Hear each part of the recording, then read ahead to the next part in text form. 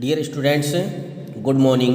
Dear students, हम class 7th में हिंदी भाषा माधुरी में 10 चैप्टर जिसका नाम है वीर बालक पढ़ रहे हैं। यह चैप्टर हिंदी के श्रेष्ठ लेखक डॉक्टर राम कुमार वर्मा द्वारा लिखित है। डॉक्टर राम कुमार वर्मा ने इस चैप्टर में तैमूर के आक्रमण को एकांकी रूप में वर्णित किया है। इस एकांकी में यह दिखाया गया है कि एक बालक किस तरह से निर्भीकता और वाणी की चतुरता के द्वारा तैमूर जैसे क्रूर शासक को भी प्रभावित कर लेता है और तैमूर को अपने सम्मुख पराजय स्वीकार करने के लिए विवश कर देता है। मैं आपको इस चैप्टर के लिए पढ़ाऊंगा, आप ध्यान से पढ़ें। लेखक कहता है कि बलकर ने जब अपनी माँ से कहा कि माँ, तुझे भी मेरे साथ खाना होगा, तुझे भी अपनी वर्षगांठ आज मेरे साथ मनानी होगी। अभी ही मेरे साथ मैं अकेले ही मिठाइयों को नहीं खाऊंगा।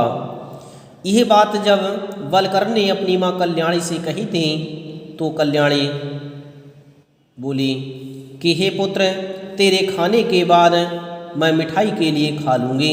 जब तुम मिठाई को खा लोगे उसके बाद मैं खा लूँगी। बस दूध भर आ जाए, खीर बनने में देर ही क्या लगती है। कल्याणी अपने पुत्र से बोली कि तुम मिठाई खा लोगे, इसके बाद मैं भी खा लूँगी। दूध आ जाए, इसके बाद मैं खीर बनाऊँगी। खीर बनने में तनिक भी देर नहीं लगेगी। यह सुनकर के बलकरन बोला कि अभी दूध नहीं आया है, अभी तक दूध क्यों नहीं आया है।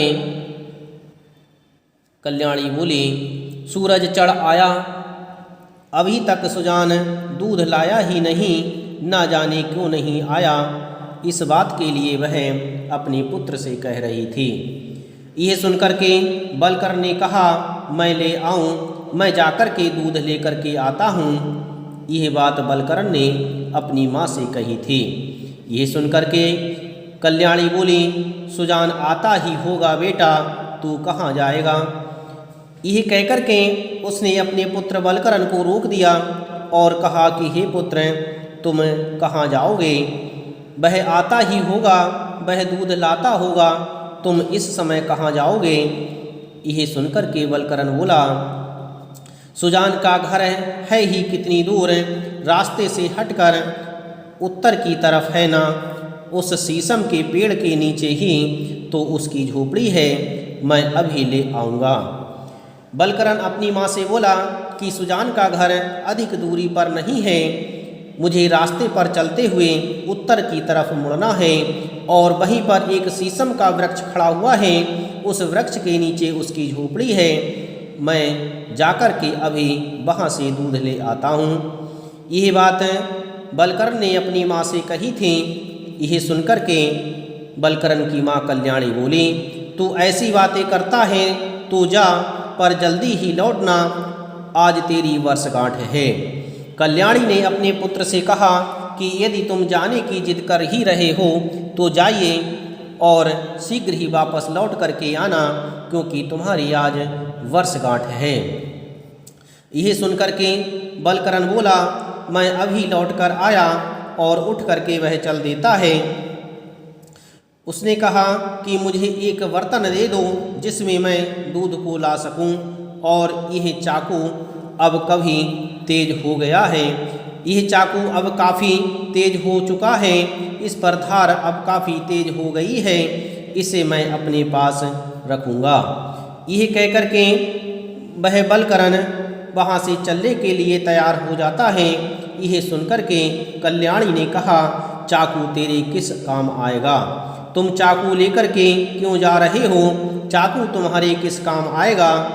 यह सुनकर के वह बलकरन कुछ खड़ा रह गया, वहाँ पर कुछ विचार करता रहा, और कल्याणी ने बाद में कहा, अच्छा यह ले बर्तन देती है, पर जल्दी ही लौटना।